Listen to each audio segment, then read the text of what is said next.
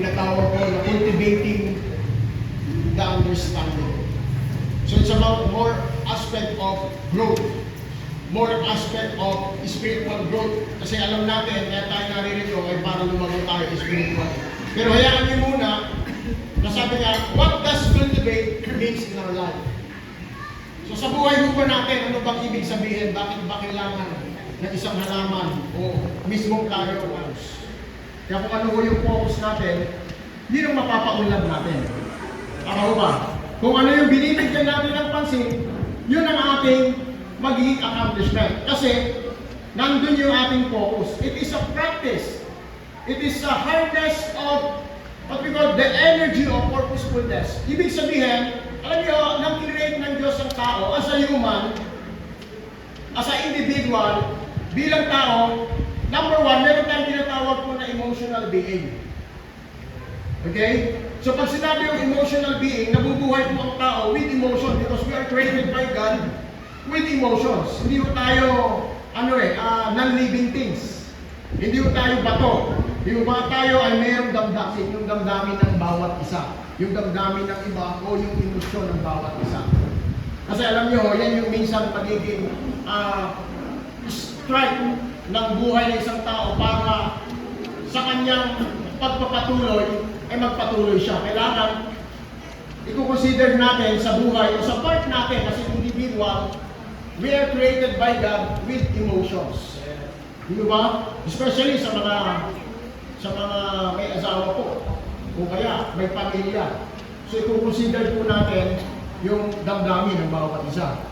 Okay? Kaya nga, ibig sabihin, alam nyo, sa buhay, lalo na yung mga may edad, dapat po sa inyo, hindi na ho kayo nag-i-injure. Tama na ba? Ang buhay po, alam niyo, pagsampak mo, mga 50 up to 70, kailangan po nag-i-enjoy ka. Lagi ka dapat masaya.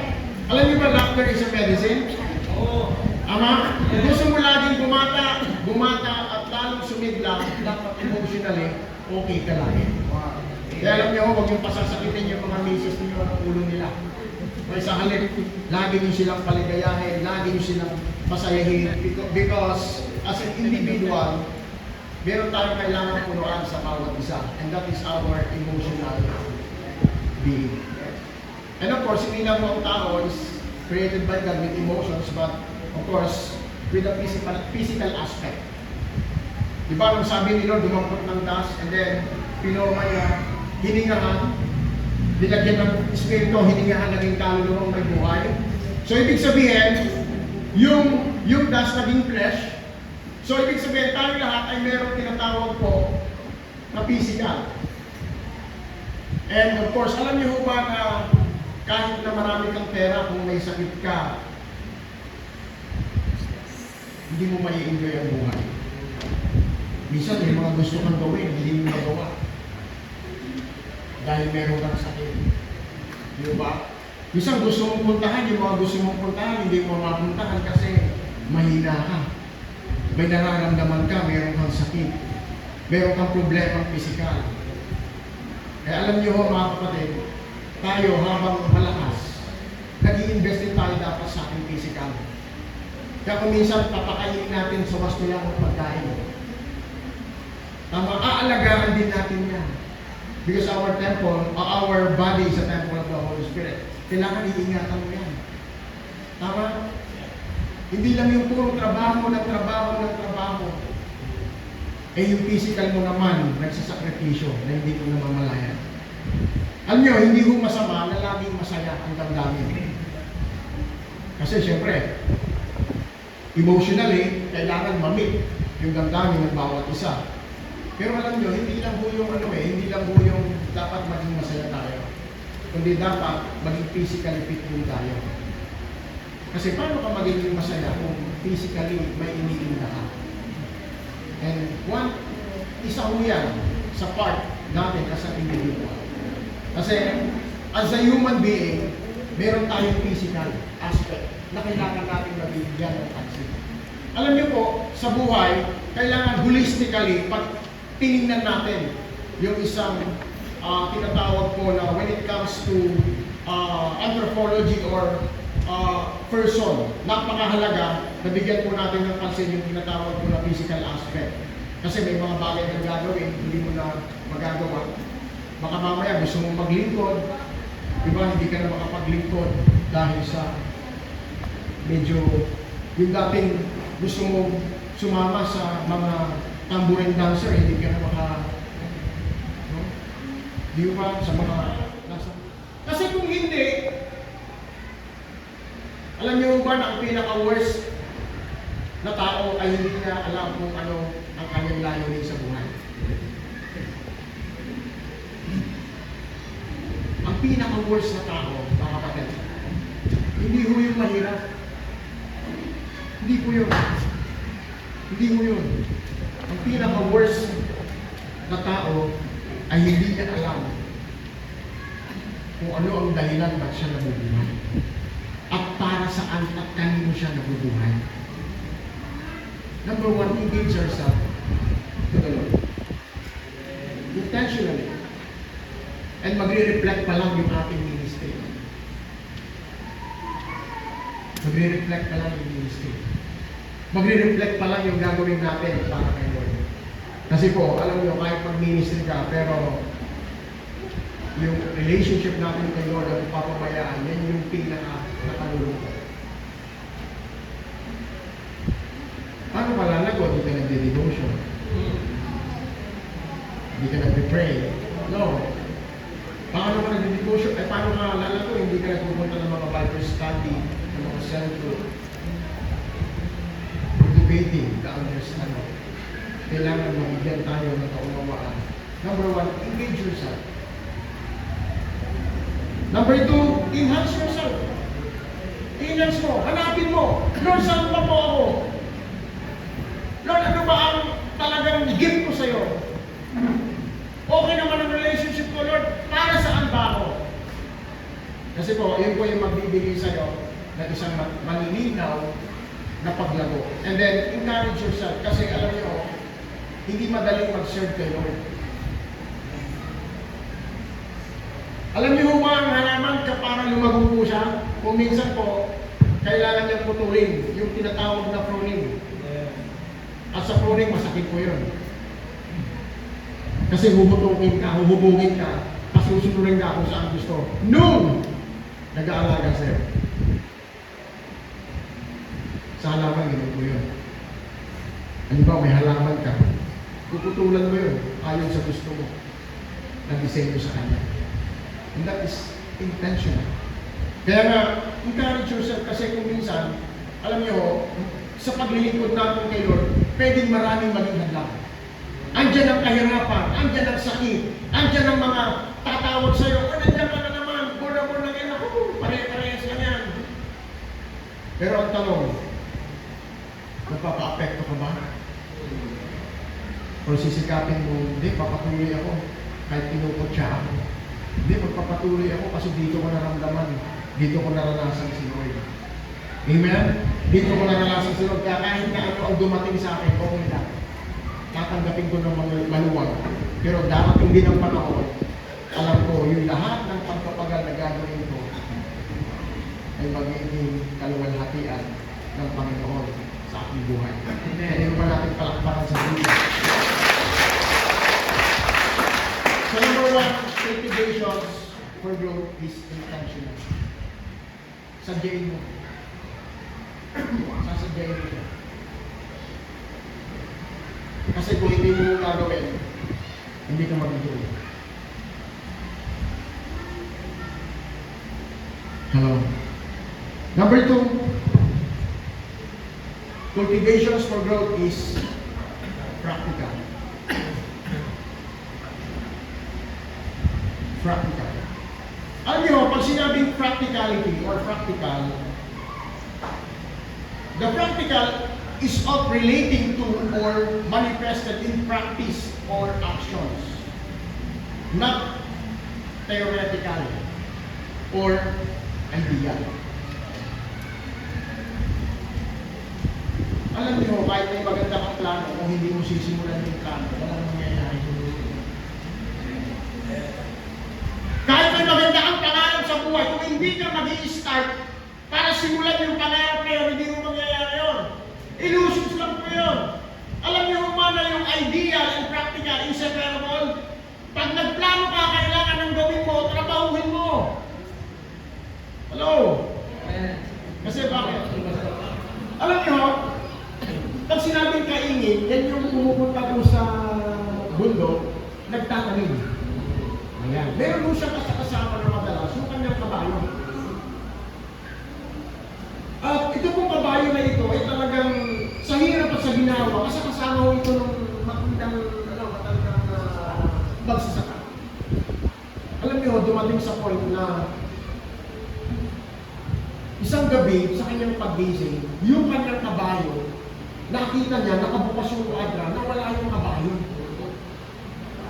Nawala mo yung kabayo. Hanggang sa hinanap niya ako, pinagtanong niya sa mga kapitbahay niya, nakita niyo ba yung aking kabayo? Ay, hindi po. Hanggang sa hindi niya humagilap. May isang kaibigan na lumapit sa kanya, pare, nabalitaan ko na wala yung kabayo mo. Sabi, oh, pare, sabi niya, kawawa ka na yan. Paano ka na? Mabubuhay. Wala ka ng kabayo. Wala ka nang gagamitin sa pagsasaka, sa pagkakaingin. Anong mangyayari sa inyo? Sabi niya, okay lang, sabi niya, whether good or bad, only God knows. Whether good or bad, only God knows. So masaya pa rin yung yung matanda na pupunta sa kaingin niya, no, kahit na naglalakad siya, sabi niya, whether good or bad, only God knows. So yun naman kaibigan niya, talagang sabi niya, ang kaibigan mo ito, nagkakalaw na. Sabi niya siya. So umalis na rin yung kanyang kaibigan. Tapos doon po sa kanilang lugar, naging mandatory dahil po yung kanilang bansa ay nangangailangan ng mga sundalo para sa panahon natin ngayon. Bigla akong nanawagan ng gobyerno nila na kailangan po lahat ng lalaki gagawin sundalo. Alam nyo, yung kanyang anak, after na mawala yung kabayo, naku, napilayan yung anak niya. Hanggang sabi na naman ng kaibigan niya, sabi niya, kaibigan, sabi niya, napila yung anak mo, nabalitaan ko. Sabi niya, kawawa naman. Sino-sino na makakatulong mo? Wala ka nang makakatulong, kawawa ka na. Ako sabi na naman niya, whether good or bad, only God knows. Nanawagan yung pamahalaan nila, yung bansa nila na, lahat ng mga lalaki kailangan pumunta sa kampo, may training, kasi nangangalim ang ating bansa.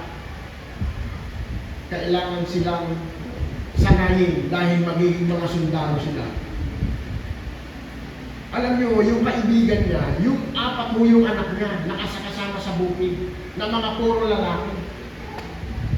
Di walang magawa yung kaibigan niya. Sumama yung kanyang mga anak. Ngayon, pumunta doon sa kanyang kaibigan na nawalan ng kabayo. Sabi niya, pare, sabi niya ganyan, mabuti ka pa. Yung mga anak ko nandoon, nagte-training, isasama sa gera. Pero yung anak mo, buti ka pa. Yung anak mo, hindi na isama. Sabi niya gano'n, whether good or bad, only God knows. Isang gabi ko, kaya ho pala nawala itong kabayo, nagpunta ho sa gubat. Maraming mga naging kaibigang kabayo doon sa gubat. Isang gabi, umuwi. Wow. Nagulat siya, paggising niya, naku, yung kwadra punong-puno ng kabayo.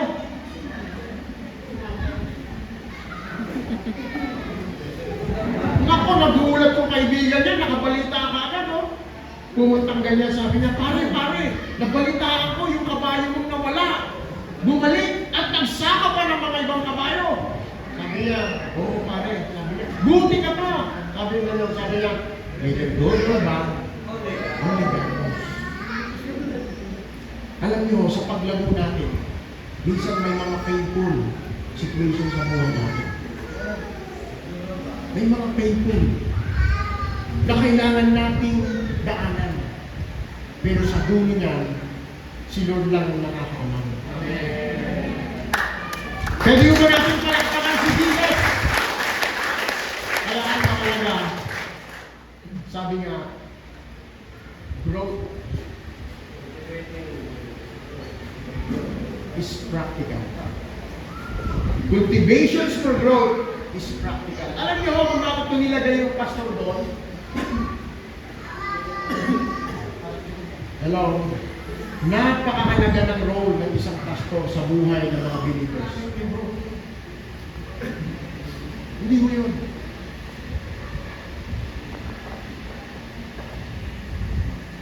Ang fulfilling life ng isang pastor, madala kayo sa layunin ng Diyos, yung sa purpose niya sa inyo. Kaya alam nyo, yung mga pastor namin, they are my disciples. Disciple po namin sila. Yung dalawa nga ako, papunta ko ng Japan, nag-start ng ministry. Nagsimula lang mo sila sa school. Mga bata. Eh, yung mga bata ko kanina, nag-grow ho sila kayo. Kasi ang growth nag-i-start sa pagiging practical natin. Kaya alam nyo, very basic ang buhay Christian. Napakahalaga na lagi kang nag-pray, lagi kang nag-devotion, lagi kang dumadalo sa mga worship service. Nagsasabit ka kay pastor mo, nagsisip ka ng advice, ng understanding, ng wisdom mula sa Kanya para lalo kang lumapit kay Lord kasi yun ang isang sekreto upang tayo lumabot. Hallelujah. Pwede ba natin awitin yung inawit natin kanina? Can we raise our hands to the Lord and can we offer worship for God? Oh, hallelujah. Yes, Jesus.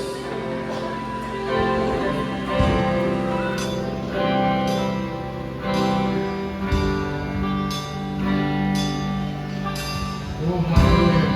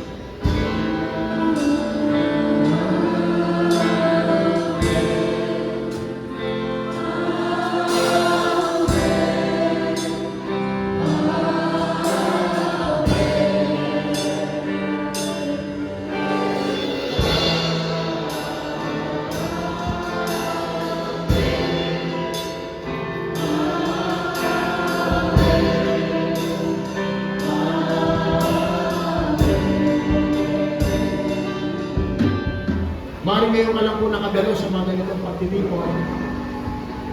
Kung nais mong tanggapin si Jesus bilang Panginoon at tagapagligtas ng iyong buhay,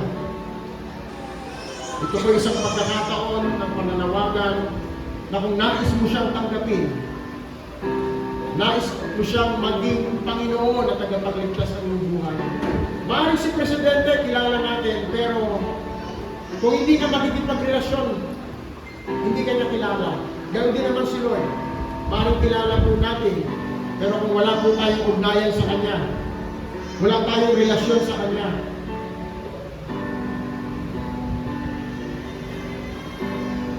kaya kung nais mong tanggapin si Jesus bilang Panginoon at tagapagligtas ng iyong buhay, naniyan ka sa isang simpleng panalangin. Sabihin mo, Panginoong Jesus, inaamin ko po na ako po'y makasalanan. Hindi ko po kayang iligtas ang aking sarili. Kailangan po kita sa aking buhay. Panginoong Jesus, ako po'y nananampalataya na ikaw ay namatay at muling nabuhay para sa aking mga kasalanan. Panginoon, narito ako ngayon. Binubuksan ko ang pintuan ng aking puso. Iniimbitahan ko kitang manahan. Panginoong Jesus, simula sa oras na ito, tinatanggap kita bilang Panginoon at tagapagligtas ng aking buhay. Isulat niyo po ang aking pangalan sa aklat ng buhay. At turuan niyo po akong sumunod sa inyong kalooban sa mga Bibliyang pamamaraan upang lalo ko pang makilala si Jesus. Panginoon, ikaw na po ang hari ng aking buhay at Diyos ng aking buhay. Ito po ang panalangin ko sa pangalan ni Jesus. Amen. Panginoon, atid mo po ang laman ng puso na kung siya po ngayon nakadalo, nakarinig ng isang panawagan ito, Panginoon, na tinanggap ka niya bilang Panginoon at tagapagligtas ng kanyang buhay. Panginoon, dalangin po namin, dalangin ko po lalo ka pa niyang makilala. Yes. Lumago siya sa iyo, Panginoon, upang sa ganun Diyos, unang-una o gabing buhay na walang hanggan na iniregalo ng Diyos. Kaya salamat, Panginoon, sa oras ito, dalangin ko rin sa patnubay ng Espiritu Santo. Nabigyan mo siya ng pauuwan, na lalo niyang makilala ang Panginoon at magkaroon siya ng pauuwang aralin o basahin ang iyong mga salita upang magkaroon siya ng isang malalim, matibay na ugnayan o relasyon sa aming Panginoon Jesucristo. Ito po ang panalangin ko, Panginoon, sa pangalan ni Jesus. Lord, maraming salamat din po sa Panginoon.